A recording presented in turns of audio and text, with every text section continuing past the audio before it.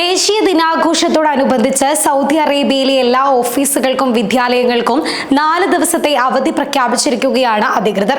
94ാമത് ദേശീയ ദിനത്തോടനുബന്ധിച്ചാണ് സൗദി അറേബ്യയിൽ 4 ദിവസത്തെ അവധി പ്രഖ്യാപിച്ചിരിക്കുന്നത്.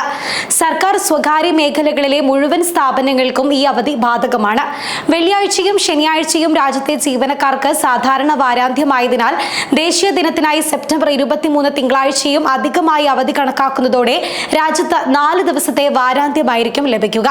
ജീവനക്കാർക്കും ഔദ്യോഗിക ശമ്പളത്തോടെയായിരിക്കും ഈ അവധി അനുവദിക്കുന്നത്. വലിയ തോതിലുള്ള ആഘോഷ പരിപാടികളാണ് ഇത്തവണ അധികൃതർ ദേശീയ ദിനാഘോഷത്തിന്റെ ഭാഗമായി രാജ്യത്ത് ഒരുക്കിയിട്ടുള്ളത്. ജനറൽ എന്റർടൈൻമെന്റ് അതോറിറ്റിയുടെ ചെയർമാനായ ഉപദേഷ്ടാവ് തുർക്കി ബിൻ അബ്ദുൽ മൊഹ്സിൻ ഈ വർഷത്തെ ദേശീയ അവധി ദിനാചരണ തീം നേരത്തെ തന്നെ പ്രഖ്യാപിച്ചിരുന്നു.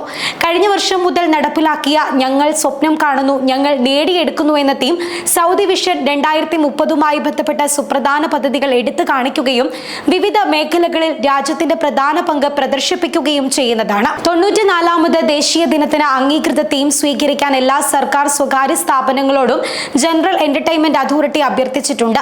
നജദ്, ഹിജാസ് എന്നീ രാജ്യങ്ങളുടെ ഏകീകരണത്തിന്റെ സ്മരണയ്ക്കായാണ് രാജ്യം അതിന്റെ ദേശീയ ദിനം ആഘോഷിക്കുന്നത്.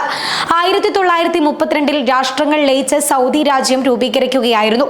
രാജ്യത്തിന്റെ ആദ്യത്തെ ഭരണാധികാരി അബ്ദുൽ അസീസ് ഇബ്നു സൗദ് രാജാവിന്റെ കുടുംബ പേരിൽ നിന്നാണ് സൗദി അറേബ്യ എന്ന നാമകരണം ഇന്നത്തെ സൗദിക്ക് ലഭിച്ചത്. സെപ്റ്റംബർ 23 തിങ്കളാഴ്ചയാണ് 94ാമത് ദേശീയ ദിനം.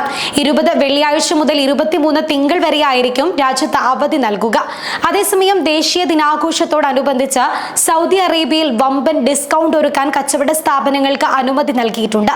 സൗദി അറേബ്യയിലെ എല്ലാ കച്ചവട സ്ഥാപനങ്ങൾക്കും ഈ സ്റ്റോറുകൾക്കും ഡിസ്കൗണ്ട് ലൈസൻസ് ഓൺലൈൻ സംവിധാനത്തിലൂടെ അപേക്ഷിക്കാവുന്ന സൗകര്യമാണ് മന്ത്രാലയം ഒരുക്കി നൽകിയിട്ടുള്ളത്.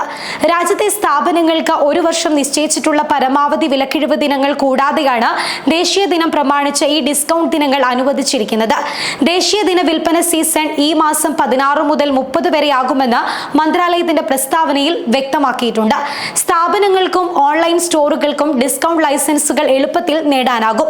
അത് പ്രിന്റ് ചെയ്ത് ഉപഭോക്താക്കൾ കാണും വിധം കടകളിൽ പ്രദർശിപ്പിക്കണം.